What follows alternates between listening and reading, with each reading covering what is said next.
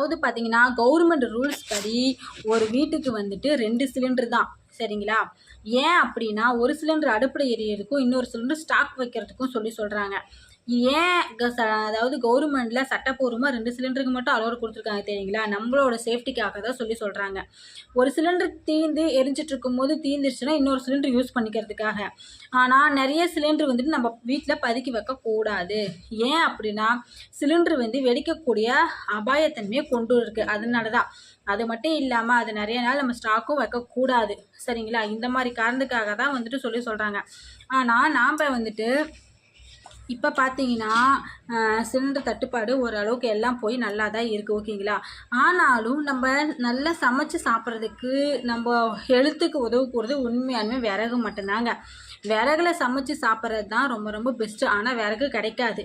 சரிங்களா? நம்ம வீட்டில் என்ன பண்ணுவோம், நல்லா சமையலுக்கு வந்துட்டு தேங்காய் திருவி போட்டு உடச்சி இந்த மாதிரிலாம் நம்ம யூஸ் பண்ணுவோம் இல்லையா? அந்த தேங்காய் திருவிகளை நம்ம கொஞ்சம் ஒரு இடத்துல சேமித்து வச்சு, அதாவது சிலிண்டர் இல்லை தீர்ந்து போச்சு கிடைக்காத பக்கத்தில் யூஸ் பண்ணிக்கலாம். இல்லை சில தண்ணி காய் வைக்க இந்த மாதிரி வந்துட்டு ஒரு சின்னதாக அது வந்து நம்ம யூஸ் பண்ணிக்கலாம்.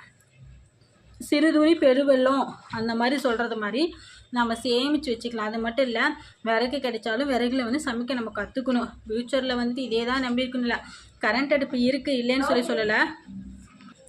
கரண்ட் அடுப்பில் சமைச்சு சாப்பிடும்போது உடல் ரீதியாக வந்து ஹீட் வந்துட்டு அதிகரிக்கும். சரிங்களா?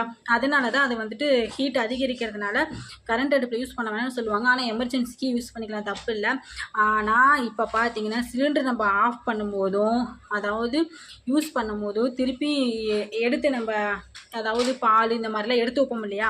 அந்த மாதிரி அடுப்பில் வச்சுட்டு நம்ம எங்கேயாவது நம்மளே தானே மறந்துட்டு நிறைய டைம் வந்து விட்டுருக்கோம். கீழெல்லாம் பொங்கி வலிஞ்சு போயிடும். அது இல்லாமல் அது எரிஞ்சுக்கிட்டே இருக்கும்.